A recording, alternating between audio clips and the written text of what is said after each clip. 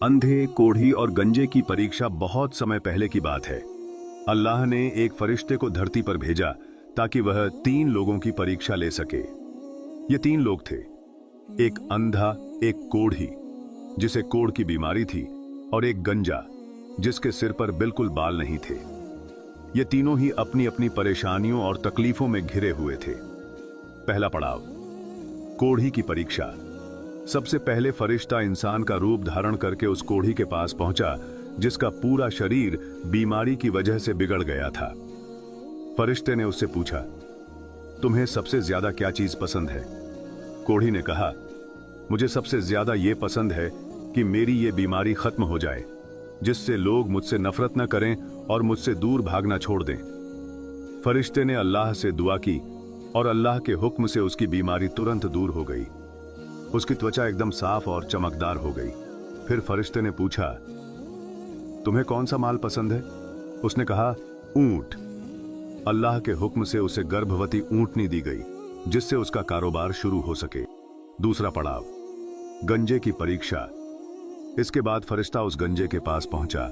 फरिश्ते ने इंसान बनकर उससे पूछा, तुम्हें सबसे ज्यादा क्या चाहिए? गंजे ने कहा, मुझे सबसे ज्यादा यह पसंद है कि मेरे सिर पर घने बाल उग जाएं, जिससे लोग मेरा मजाक न उड़ाएं।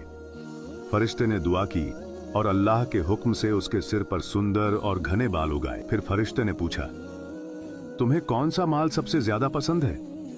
उसने कहा, गाय। अल्लाह ने उसे एक गर्भवती गाय दी जिससे उसका कारोबार आगे बढ़ा। तीसरा पड़ाव, अंधे की परीक्षा। इसके बाद फरिश्ता एक अंधे के पास गया। उसने पूछा, तुम्हें सबसे ज्यादा क्या चाहिए? अंधे ने कहा, मुझे सबसे ज्यादा यह पसंद है कि मेरी आंखों की रोशनी लौट आए, जिससे मैं लोगों को देख सकूं और अपनी जिंदगी खुद चला सकूं। फरिश्ते ने दुआ की और अल्लाह के हुक्म से उसकी आंखों की रोशनी लौट आई। फिर फरिश्ते ने पूछा, तुम्हें कौन सा माल पसंद है? अंधे ने कहा, बकरी। अल्लाह ने उसे एक गर्भवती बकरी दी जिससे उसका कारोबार चल पड़ा। समय बीता, सब अमीर बन गए। अल्लाह के करम से तीनों के जानवर बढ़ते गए। ऊंटों का झुंड, गायों का झुंड और बकरियों का झुंड तैयार हो गया। तीनों बहुत अमीर हो गए और चैन की जिंदगी बिताने लगे। फिर परीक्षा का दूसरा दौर आया। कुछ समय बाद वही फरिश्ता भिखारी का रूप धारण करके पहले कोढ़ी के पास गया। उसने कहा, मैं एक गरीब और बीमार मुसाफिर हूं, अल्लाह के नाम पर मेरी मदद करो। कोढ़ी ने मुंह फेर लिया और कहा, मेरे पास तुम्हें देने के लिए कुछ नहीं है। यह सारा माल तो मैंने अपने बाप दादा से विरासत में पाया है। फरिश्ता बोला, अगर तुम झूठे हो तो अल्लाह तुम्हें फिर वैसा ही बना दे जैसा पहले था। और ऐसा ही हुआ। वह फिर से कोढ़ी बन गया और उसका सारा माल भी खत्म हो गया। अब गंजे की बारी आई। फिर फरिश्ता उसी भिखारी के रूप में गंजे के पास गया और उसी तरह मदद मांगी। गंजे ने भी वही बहाना बनाया कि ये सब तो मुझे विरासत में मिला है और मेरे पास देने के लिए कुछ नहीं। फरिश्ता ने कहा, अगर तुम झूठे हो तो अल्लाह तुम्हें फिर पहले जैसा कर दे। और वो फिर से गंजा हो गया। उसका सारा माल भी खत्म हो गया। अंधे की परीक्षा। आखिर में फरिश्ता उसी भिखारी के रूप में अंधे के पास गया और मदद मांगी। अंधे ने कहा, मेरे पास जो कुछ भी है वो सब अल्लाह का दिया हुआ है। तुम जितना चाहो ले लो, जितना छोड़ना चाहो छोड़ दो। ये सब अल्लाह का है। मैं इसमें से तुम्हें खुशी खुशी दूंगा।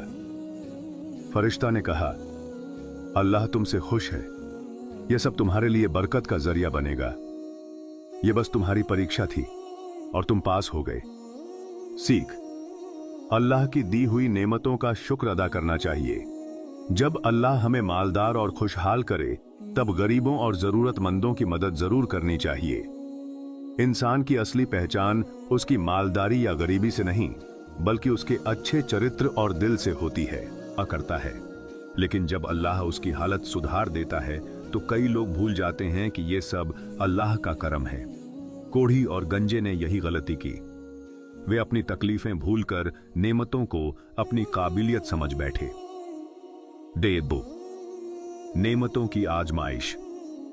अल्लाह जब किसी को नेमतें देता है, दौलत, सेहत, इज्जत, तो वो सिर्फ इनाम नहीं होती बल्कि एक परीक्षा भी होती हैं। अल्लाह देखता है कि इंसान इन नेमतों का क्या इस्तेमाल करता है, गरीबों की मदद करता है या घमंड में आकर सब कुछ भूल जाता है। 3. शुक्र और सब्र का मिजाज। अंधे ने अपनी गरीबी और अंधेपन में भी सब्र किया, और जब अल्लाह ने उसे नेमतें दी तो शुक्र भी अदा किया, इसलिए अल्लाह ने उसे और ज्यादा बरकत दी। यही अल्लाह की सुन्नत है, जो शुक्र करता है उसे और दिया जाता है। 4. माल दौलत का घमंड।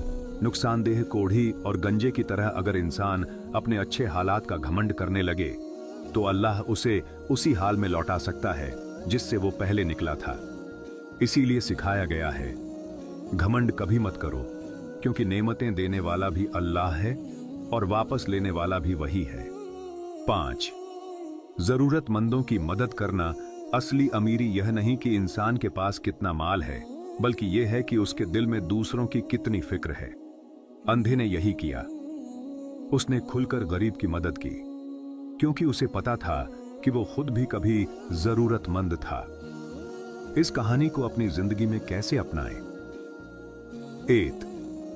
अल्लाह की दी हुई हर चीज पर शुक्र अदा करें। सेहत, दौलत, परिवार, इज्जत। 2. जब कोई गरीब, परेशान या जरूरतमंद आपके दरवाजे पर आए तो उसे अपने पुराने दिन याद करें और दिल खोलकर मदद करें। 3. नेमतें मिलने के बाद घमंड न करें, बल्कि खुद को और ज्यादा विनम्र बनाएं। 4. हर मुश्किल में सब्र करें और हर खुशी में शुक्र। नेमतें हैं खुदा की इनायत, कभी मत भूलो ये बात। सुख के पर्दे में छुपी होती है अक्सर इम्तिहान की बात। मांगते थे जो दुआ में बस 2 रोटी और थोड़ा सुकून, मिला जब सब कुछ तो वो भूल गए अपना जुनून। किसी के हाथ फैलाने में उसकी मजबूरी छुपी होती है। आज जो अमीर है कल उसकी भी बारी होती है। सब्र का फल मीठा है, शुक्र की बारिश बरकत है। जो देता है खुदा वही पल में वापस भी ले सकता है। मत भूलो, नेमत भी एक इम्तिहान है। जो बांटता है खुशी, उसी के दिल में ईमान है। इंसान और नेमतों का रिश्ता जब इंसान तंगी, बीमारी या मुश्किल में होता है तब उसकी दुआओं में तड़प होती है। हर सजदा गीला होता है, हर हाथ उठते ही आंखें भीग जाती हैं। लेकिन जैसे ही हालात बदलते हैं, सेहत लौटती है, दौलत हाथ आती है, इंसान की दुआओं की तड़प भी गायब हो जाती है। वही इंसान जिसे कभी 2 वक्त की रोटी के लिए फिक्र थी, अब सोने चांदी का ताज पहनने के ख्वाब देखता है। नेमत का नशा नेमत सिर्फ खुशी नहीं लाती, कभी कभी ये इंसान को अंधा भी कर देती है। जब जेब खाली थी तब हर भूखा दोस्त अपना लगता था। जब जेब भरी तो वही दोस्त बोझ लगने लगे। जब सिर गंजा था तब इंसान अपनी सादगी में सुकून पाता था। जब बाल घने हुए तो आईने में खुद से इश्क होने लगा। शुक्र और सब्र। कामयाबी की कुंजी जिसको नेमतें मिलें वो शुक्र करे, क्योंकि वो अल्लाह का खास इनाम है। जिस पर मुश्किलें आएं वो सब्र करे, क्योंकि सब्र करने वालों से अल्लाह खुद मोहब्बत करता है। दौलत भी इम्तिहान है और गरीबी भी। फर्क बस इतना है कि एक में सब्र चाहिए, दूसरे में शुक्र। जिंदगी का उसूल किसी का बुरा वक्त देखकर मत हंसना, क्योंकि वक्त है, बदलकर सबको दिखाएगा। और किसी का अच्छा वक्त देखकर मत जलना, क्योंकि नेमतें भी उड़कर किसी और की छत पर जा सकती हैं। एक छोटी बात याद रखना, अल्लाह जब देता है तो बेहिसाब देता है, पर देखना यह होता है कि हम दूसरों के लिए कितना रखते हैं।